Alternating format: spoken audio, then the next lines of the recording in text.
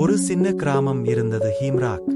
இங்க இருக்கிற மக்கள் நேர்மையானவங்க, அப்புறம் இயற்கையை பூஜிக்கிறவங்க. கிராமத்துல 18 வயசு பையன் ஒருத்தர் இருந்தான்.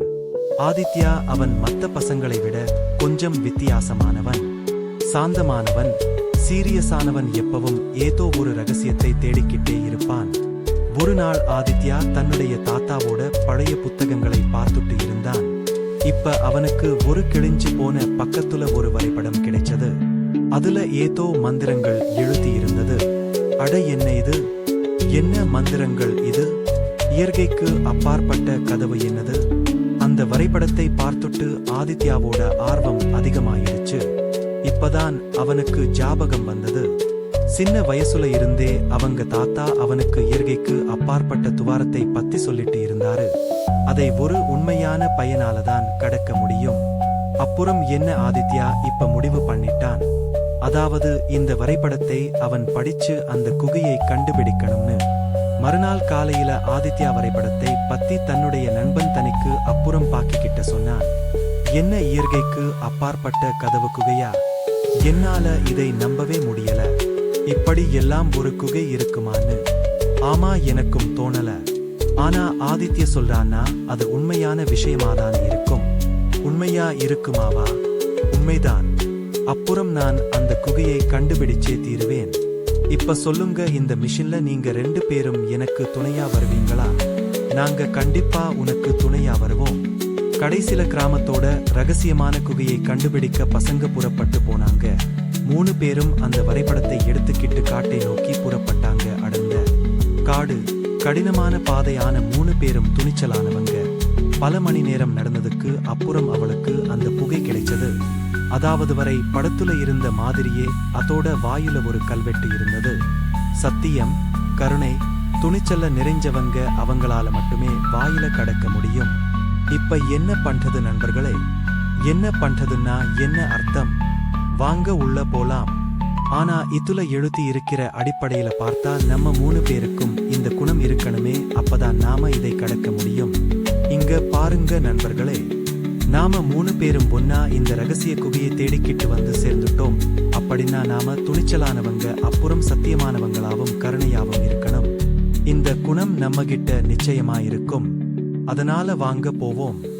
ஆதித்ய சொன்னது தனக்கும் பாக்கிக்கும் ஒரு உற்சாகத்தை வழங்குச்சு. அந்த கதவுக்கு முன்னாடி 3 நண்பர்களும் ஒருத்தரோட ஒருத்தர் கை பிடிச்சுக்கிட்டு மந்திரத்தை சொன்னாங்க. பெரிய அதிசயமே நடந்தது.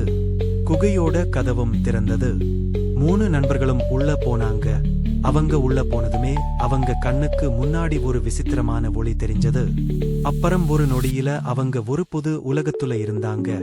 அங்க மரங்கள் பேசுச்சு, நதிகள் பாட ஆரம்பிச்சது. அப்புறம் வானத்துல 3 நிலா மின்னுட்டு இருந்தது. ஆதித்யா, இதெல்லாம் என்ன?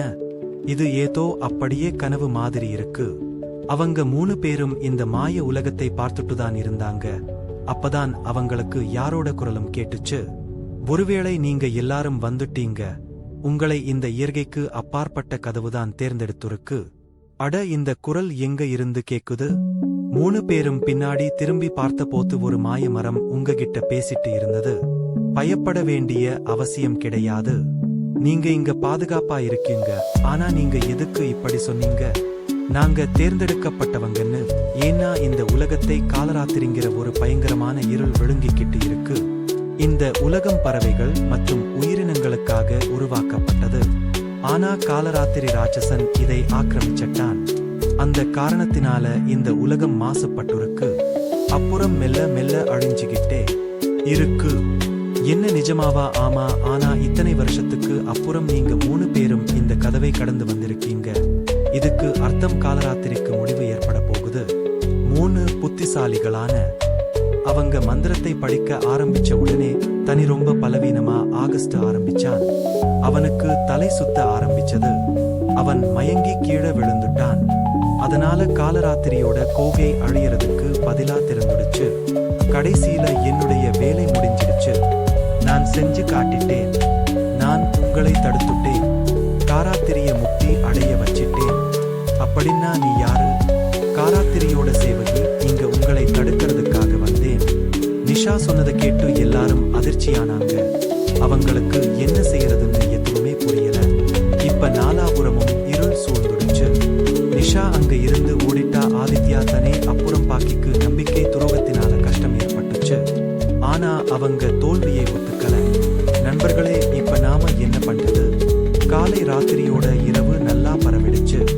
நண்பர்களே, பயப்பட வேண்டிய அவசியமில்லை. மறுபடியும் மந்திரத்தை படிக்க ஆரம்பிக்கலாம். நாம இப்பவும் ஜெயிக்க முடியும். ஆமா, நீ சொல்றது சரிதான். ஆதித்யா சொன்னதை கேட்டு மறுபடியும் எல்லாரும் சுறுசுறுப்பானாங்க. 3 பேரும் கண்ணை மூடிக்கிட்டு மறுபடியும் மந்திரத்தை சொல்ல ஆரம்பிச்சாங்க. காற்று வேகமா வீச ஆரம்பிச்சது. வானத்தில இருந்து ஒரு ஒளி ஆதித்ய தனே அப்புறம் பாக்கி மேல பட்டுச்சு.